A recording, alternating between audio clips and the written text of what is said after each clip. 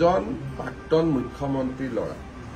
তিনিটা কথা কৈ দিলে হয় যে পাকিস্তানত মই গৈছিলো নে নাই সেইটোকে অকাই পকাই কিয় থাকে পাকিস্তানত যোৱা নিজৰ কথা সুধিলে তেওঁ পেহেলগামৰ কথা কয় সব মানুহবিলাকতো বুৰ্বক নহয় যোনে টিভি চাইটো বুজিয়ে পায় যে ই সিধা কথা ক'ব খোজা নাই সব 15 দিন পাকিস্তানত থাকি অহাটো হয় নে ইমান ধুনীয়াকৈ নামাজ পঢ়িব ক'ত শিকিলে আমাৰ অসমত আৰু ভাৰততো ট্ৰেইনিং ইনষ্টিটিউট নাই সো 15 দিনতে নামাজ পঢ়ি আহিলে নেকি আপোনাৰ পত্নীয়ে পাকিস্তানৰ এনজিঅ'ৰ পৰা দৰমহা লৈ ভাৰতত যদি কাম কৰে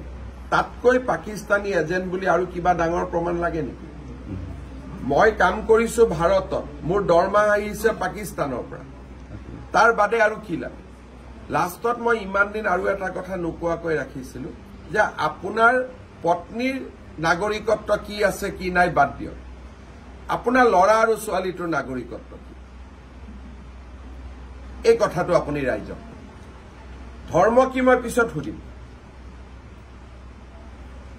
মোৰ সন্দেহ আছে আৰু দুদিন পিছত মই কমো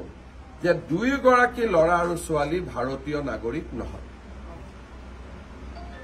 আৰু এটো মই মুখ্যমন্ত্ৰী হিচাপে কৈ আছো প্ৰথমেতো পৰিবাৰ ভাৰতীয় নহয় বুলি কলো এতিয়া তেওঁৰ ল'ৰা আৰু ছোৱালীও মই ভাৰতীয় নাগৰিক নহয় বুলি কৈছো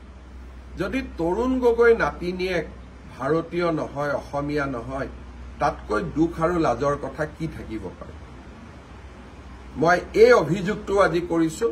অলপমান মোকো সময় লাগিব প্ৰমাণ আনিবৰ কাৰণে কিন্তু মই কৈছো ৰিক্স লৈ কৈছো কিন্তু প্ৰমাণ সেপ্টেম্বৰৰ ভিতৰত আহিব আৰু 10 সেপ্টেম্বৰত মই প্ৰমাণ সহকাৰে দিম আৰু মুখ্যমন্ত্ৰী আসনৰ পৰা মই এটাও অসত্য কথা ক'ব নোৱাৰো মই আজি অসমৰ মুখ্যমন্ত্ৰী যদি পাকিস্তানে মোক দৰমহা দি থাকে মই পাকিস্তানৰ এজেণ্ট হলো নে নাই তাতকৈ আৰু কিবা প্ৰমাণ লাগে নেকি নিলজ্জ মানুহে ইয়াতকৈ বেছি প্ৰমাণ খুজিব তেওঁলোকে কৈছে আপুনি এই কৰিব লাগে না মই